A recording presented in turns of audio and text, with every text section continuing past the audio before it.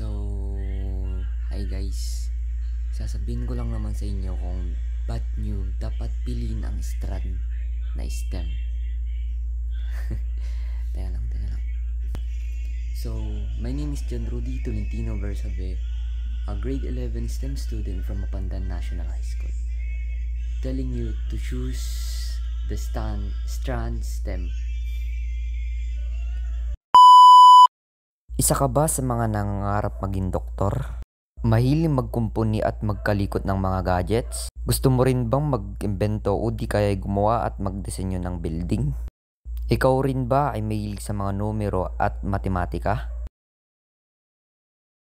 Mag-STEM ka na. Ang strand na to ay nag-aalok ng espesipikong pag-aaral sa larangan ng matematika at engineering.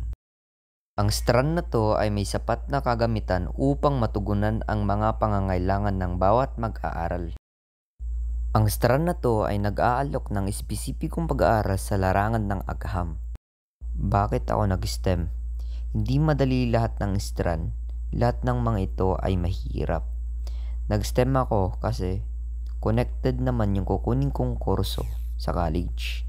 Tandaan mo na dapat bago mo kunin yung gusto mong strand, alam mong dapat connected ito sa gusto mong kunin na kurso sa college. Kaya kapag college ka na, hindi ka na mahihirapan at may background ka na.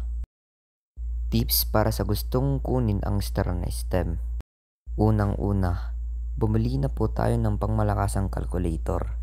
Yung hindi madaling nakakalas kapag bumagsak. Dahil yan na ang magiging karamay ninyo sa lahat ng mga problem solvings na kakaharapin nyo. Lalong-lalo na sa grade 11. May subject kami na pre-cal, basic cal, gen math, tas statistics.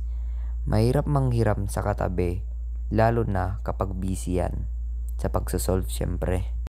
Pangalawa, maganda ng napakaraming papel para sa solvings.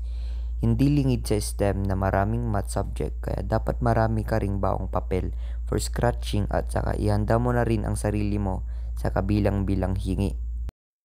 Pangatlo, dapat overconfident ka sa lahat ng pagkakataon. Kahit mali ang sagot sa isang problem, ipacheck mo pa rin para malaman mo kung saan ka nagkamali. Also, hindi lang naman tayo nabubuhay sa pamat-mat at science. Mayroon din tayo dito mga recitation, may pa-board work si Sir Jan Math, magpapa-roleplaying si Ma'am Oral Com, magpapa-explain si Sir Komunikasyon at Pananaliksik.